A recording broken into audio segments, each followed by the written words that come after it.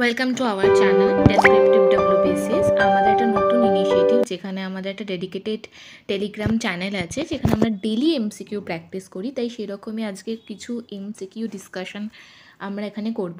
যেমন ফার্স্ট আজকের যে কোয়েশ্চেনটা ছিল, এটা হচ্ছে who is famous as Prithviraj Chauhan. আমরা জানি পৃথ্বীরাজ চৌহান ভীষণ একজন বিখ্যাত পার্সোনালিটি, কিন্তু আসলে তিনি কত নাম্বার আছেন? Prithviraj 1, 2 and 3।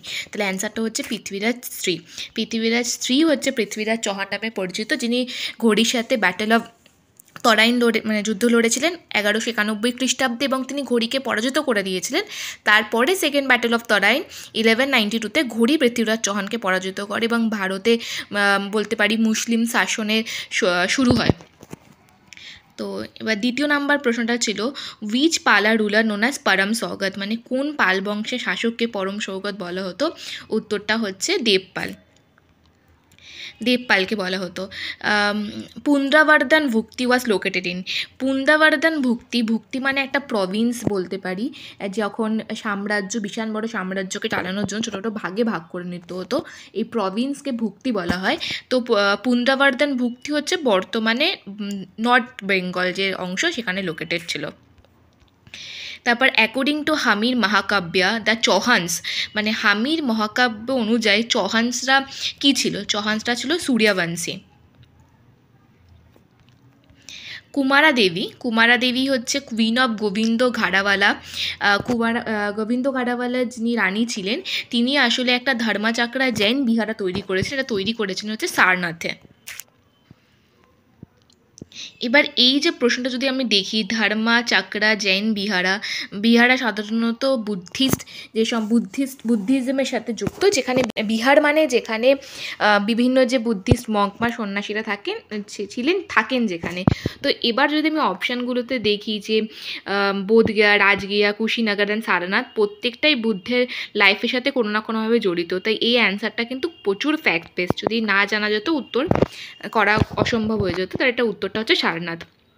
Minimum age laid down a person to seek election to the লোকসভাতে যদি কারোর ইলেকশন টু দ্য লোকসভাতে যদি ইলেকশন করতে হয় তাহলে মিনিমাম যে এজটা সেটা হচ্ছে 25।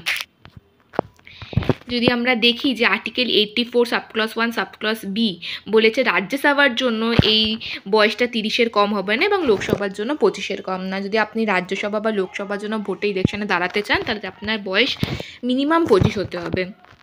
ফর ইলেকশন টু লোকসভা আর nomination paper can be file. তাহলে লোকসভার ভোটের বা ইলেকশনের জন্য কে নমিনেশন পেপার ফাইল করতে পারে? তো অপশানে হচ্ছে এনিওয়ান রিসাইডিং ইন ইন্ডিয়া, যে কেউ যে ভারতে বসবাস করছে, সেই ইন্ডিয়ান সিটিজেন্স হোক বা ফরেনার্স হোক, যে কেউ।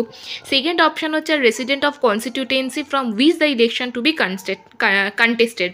আমরা জানি যে ইলেকশনের জন্য আমাদের সারা ভারতকে ছোটো ছোটো ভাগে ভাগ করে নেওয়া হয়, প্রত্যেকটা ভাগকে কনস্টিটিউটেন্সি বলে। তাহলে লোকসভা ইলেকশন নমিনেশন পেপার সেই ফাইল করতে পারবে যে কনস্টিটিউটেন্সির জন্য সে পার্টিকুলারলি সেই কনস্টিটিউটেন্সির রেসিডেন্ট হতে হবে। যদি আমি ধরে নিই যে কোনো একটা কনস্টিটিউটেন্সি আমাদের ওয়েস্ট বেঙ্গলের, সেই কনস্টিটিউটেন্সিতে ফাইট করার জন্য কিন্তু সেখানে তাকে তার রেসিডেন্ট হতে হবে। 3 নাম্বার হচ্ছে any citizen whose name appears in the electoral roll of the constituency, এবং যে কোনো সিটিজেন যার যে নাম আছে এটা হচ্ছে ইলেকটোরাল রোল অফ কনস্টিটিউয়েন্সি। এটা আরও ডাবল এল হবে রুল। তো যে কোনো মানে ভারতের যে কোনো জায়গায়, সারা ভারতের যে কোনো কনস্টিটিউয়েন্সিতে তার নাম থাকলেই সে করতে পারবে। আর এনি সিটিজেন অফ ইন্ডিয়া, এবং ইন্ডিয়ার যে কোনো মেম্বার, তো এটা হবে 1। অর্থাৎ যে কোনো লোক, সে যদি ভারতের কোনো একটা কনস্টিটিউয়েন্সিতে তার নাম থাকে ইলেকটোরাল রোলে, তাহলে সে কিন্তু লোকসভার ভোটের জন্য দাঁড়াতে পারবে, নমিনেশন পেপার ফাইল করতে পারবে। আমরা দেখেছি যে রাহুল গান্ধী ওয়ানার থেকে নমিনেশন পেপার ফাইল করেছিল, যদিও তার কনস্টিটিউয়েন্সি ওয়ানার ছিল, কিন্তু তিনি ওয়ানারের রেসিডেন্ট নয়। তাই জন্য এই যে সেকেন্ড অপশানটা বাদ হয়ে যাচ্ছে, যে আপনাকে কোনো একটা কনস্টিটিউয়েন্সিতে ফাইট করতে হলে সেখানকার রেসিডেন্ট হতে হবে এমন না। আপনি যে কোনো কনস্টিটিউয়েন্সি রেসিডেন্ট হতে পারে সারা ইন্ডিয়াতে, শুধু আপনার নামটা ইলেকটোরাল রোলে থাকতে হবে। তারপর একটা বলেছে not correct with regard to the election of লোকসভার ইলেকশনের ভিত্তিতে কোনটা ঠিক নয়।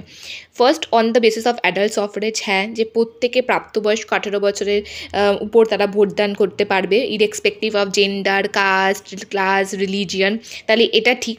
ইলেকশন কমিশন কন্ডাক্টস ইলেকশন, আমরা সবাই জানি যে লোকসভা এবং স্টেটে লেজিসলেটিভ অ্যাসেম্বলি যেটা হচ্ছে এবং প্রেসিডেন্ট, ভাইস প্রেসিডেন্টের ইলেকশন কন্ডাক্ট করে থাকে হচ্ছে ইলেকশন কমিশন, আর স্টেট ইলেকশন কমিশন পঞ্চায়েত আর মিউনিসিপ্যালিটি ইলেকশন কন্ডাক্ট করে। তাহলে এই সেকেন্ড স্টেটমেন্টটা 3।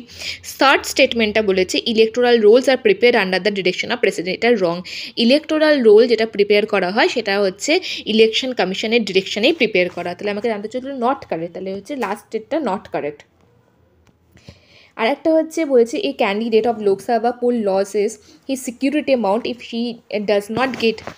তাহলে আমরা জানি যে কেউ মানে যে কোনো লোক নমিনেশন পেপার ফাইল করতে পারে যে ইলেকশনে দাঁড়ানোর জন্য, সিরিয়াস ক্যান্ডিডেট না হলেও।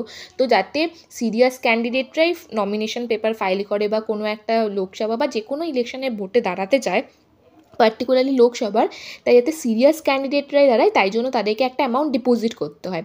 তারপর তারা যদি ভ্যালিড ভোটস পায় সেই অ্যামাউন্টটা তাকে রিটার্ন করে দেওয়া হয়। এটার মেন রিজন হচ্ছে যারা নন সিরিয়াস ক্যান্ডিডেট, যারা ভোটে দাঁড়াতে চাইছে তাদেরকে ডিসকারেজ করা।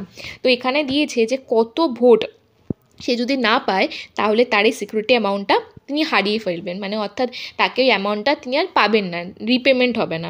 তো 1/3, 1/4 of valid votes, 1/5 of valid votes, অ্যান্সারটা হচ্ছে নান অফ অ্যাবাভ। এটা হচ্ছে 1/6 অফ দ্য ভ্যালিড ভোটস। আমরা যদি দেখি যে ভ্যালিড ভোটস একটা কনস্টিটিউটেন্সিতে পেয়েছে, তার যদি তিনি যে ক্যান্ডিডেটের কথা বলা হচ্ছে তিনি যেটা ইলেকশনে লড়েছেন, তিনি যদি তার 1/6 ভ্যালিড ভোটস পেয়ে যান তাহলেই তাকে সেই ডিপোজিট অ্যামাউন্টটা তিনি নমিনেশন পেপার ফাইল করার জন্য বা ভোটে দাঁড়ানোর আগে ডিপোজিট করেছিল ওটাকে তাকে রিটার্ন করে দেওয়া হবে। আর যদি তিনি 1/6 ভ্যালিড ভোটসের কম পায় তাহলে কিন্তু তার টাকাটা রিটার্ন করা হবে না, ওটা সিজড হয়ে যাবে। Thank you so much for watching. এরকম আরও ভালো এমসিকিউর জন্য আপনারা আমাদের টেলিগ্রাম চ্যানেল জয়েন করতে পারেন, যার লিঙ্কটা ডিসক্রিপশানে দেওয়া থাকবে। যদি ভালো লাগে আমাদের চ্যানেলটা সাবস্ক্রাইব করুন, লাইক এবং শেয়ার করুন। Thank you for watching.